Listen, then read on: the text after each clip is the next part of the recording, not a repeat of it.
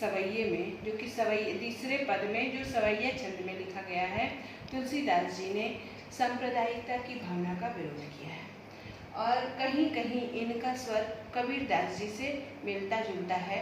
जिस प्रकार कबीरदास जी विभिन्न धर्म संप्रदायों में जो विरोधाभास है उनको मिटाने का प्रयास करते हैं, तुलसीदास जी के इस पद में विभिन्न धर्म एवं संप्रदायों में जो विरोधाभास है उस पर एक तरह से चोट करते हैं और किसी भी सांप्रदायिकता की भावना का विरोध करते हैं। कहते हैं धूत कहो अवधूत कहो रजपूत कहो जोलहा कहो गो, काहू की बेटी से बेटा न ब्याहब, काहू की जाति बिगाड़ न सो, तुलसी सरनाम गुलाम है राम को, जाको रुचे सो कहे कछु ओ, मान के खैबो मसीत को सोइबो, लैबो को एक न दैबो को दो। बच्चों इसमें विभिन्न कहते धूर्त धूर्त धूर्त यहाँ पर धूर्त कहे, धूर्त अर्थात चालाक व्यक्ति कहो, या अवधूत अवधूत अवघड़ सन्यासी कहो। कहते कि मुझे तुम चालाक धूर्त कहो या अवधूत अर्थात सन्यासी कहो, यानी एक सज्जन व्यक्ति कहो या दुर्जन व्यक्ति कहो।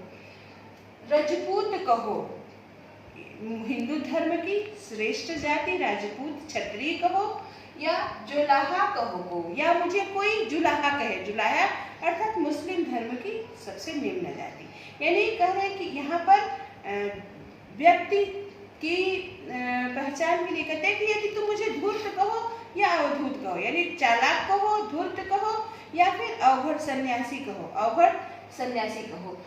हिंदू धर्म की श्रेष्ठ जाति राजपूत क्षत्रिय का कहो या मुस्लिम धर्म की निम्न जाति जुलाहा से मेरा संबंध बताओ, मुझे कोई फर्क नहीं पड़ता। यानी समाज में ये कहना चाहते हैं कि तुम मुझे उच्च जाति का मानो या निम्न जाति का मानो, हिंदू मानो या मुस्लिम मानो, धार्मिक मानो अधार्मिक मानो, मुझे उसकी तनिक भी परवाह नहीं है। धूत कहो अवधूत कहो रजपूत कहो जुलाहा कहो को, धूर्त कहो या अवधूत अर्थात सन्यासी, यानी तुम मुझे सज्जन व्यक्ति कहो या दुर्जन कहो, राजपूत कहो या चुलाहा कहो, यानी हिंदू धर्म की श्रेष्ठ जाति क्षत्रिय जाति का कहो या मुस्लिम धर्म की श्रेष्ठ निम्न जाति जुलाहा कहो, मुझे कोई परवाह नहीं है। कहते क्यों नहीं परवाह है, यानी मुझे तुमको समाज मुझे सज्जन कहता है या दुर्जन कहता है, श्रेष्ठ जाति का कहता है या निम्न जाति का कहता है, मुस्लिम धर्म का कहता है या हिंदू धर्म का कहता है, मुझे उसकी तनिक भी परवाह नहीं है। क्यों नहीं है परवाह? करे काहू की बेटी से बेटा न ब्याह, करे कि कोई मेरे पुत्र तो है नहीं जो मुझे उसका विवाह किसी की पुत्री से करना है। काहू की जाति बिगाड़ न सो, यानी मेरी जाति का ठीक ठीक निर्धारण होना आवश्यक है, जिससे मेरे पुत्र का विवाह किसी की पुत्री से होगा तो उसकी जाति और उसका धर्म भ्रष्ट हो जाएगा।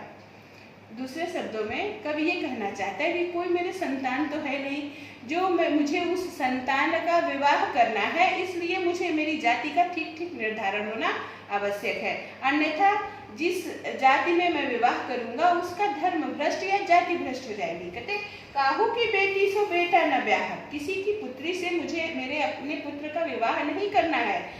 काहू की जाति बिगाड़ न सो, जो उसकी जाति और धर्म उसका भ्रष्ट हो जाएगा, इसलिए मुझे मेरे जाति से कोई लेना देना नहीं है।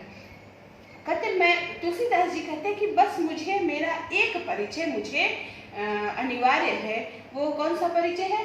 तुलसी सरनाम गुलाम हरा, सरनाम अर्थात विश्व प्रसिद्ध, मतलब मैं प्रसिद्ध गुलाम हूँ राम का, दास से भक्ति का प्रतिपादन, अपने आप को राम का दास सिद्ध करना चाहते हैं। कहते तुलसी सरनाम गुलाम है राम को, कहते मैं तो राम का सरनाम गुलाम हूँ, विश्वविख्यात गुलाम हूँ। जाको रुचे सो कहे कछुओ, जिसको जो रुचि कर लगे वो कहे, मुझे उसकी तनिक भी परवाह नहीं है। क्या है?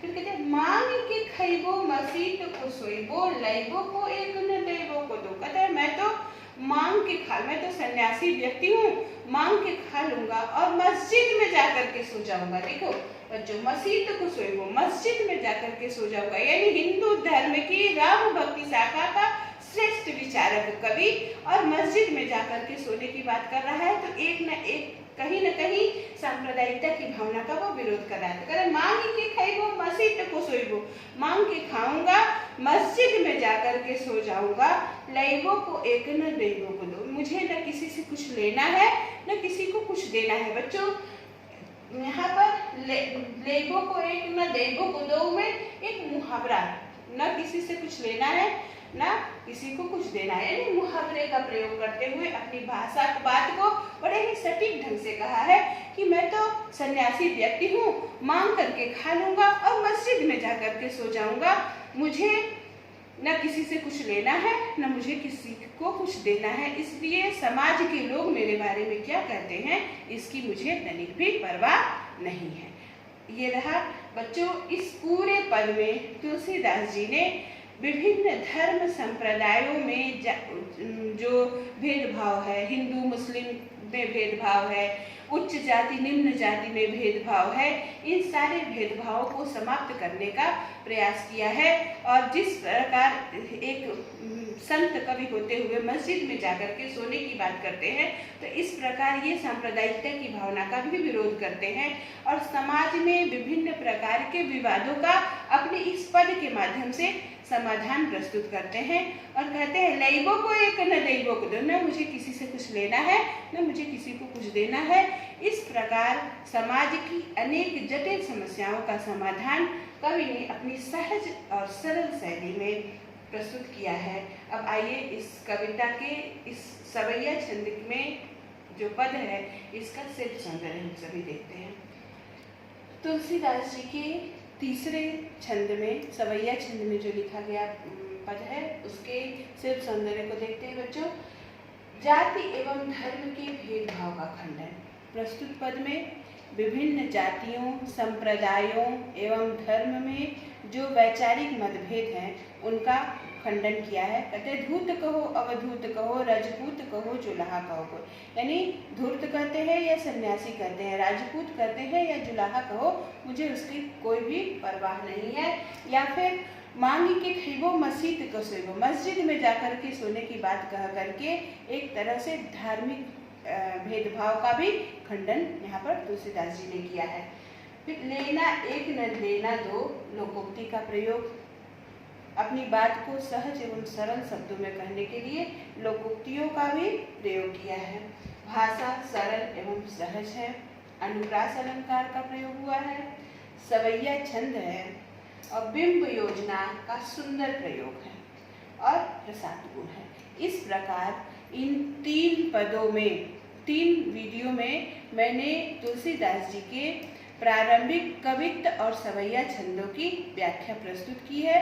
अब रामचरितमानस से जो लक्ष्मण मूर्छा और राम विलाप का प्रसंग है उसको आगे आने वाले क्रम में मैं आप सभी के समक्ष प्रस्तुत करूंगी।